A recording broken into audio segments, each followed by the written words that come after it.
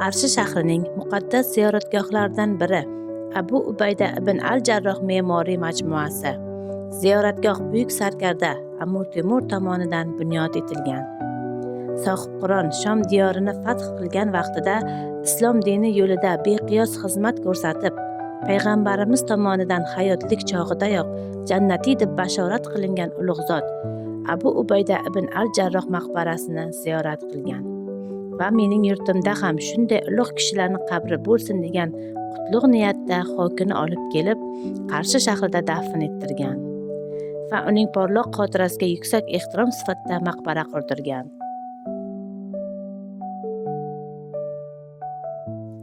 Mustaqilligimiz sharofati va yurtimizda tarixiy qadamjolarni qayta tiklash borasida amalga oshirilayotgan ezgu ishlar natijasida, jumladan xaroba bo'lib yotgan mazkur ziyoratgoh 2000-yilda qayta tiklandi.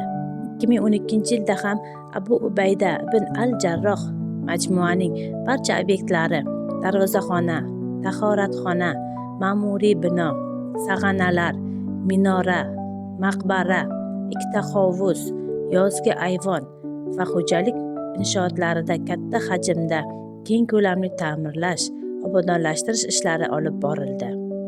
Tashrif buyurayotgan vatandoshlarimiz va xorijiy mehmonlar uchun maqbara zamonaviy, maftunkor, obod ziyoratgoh va sayyohlik maskaniga aylantirildi.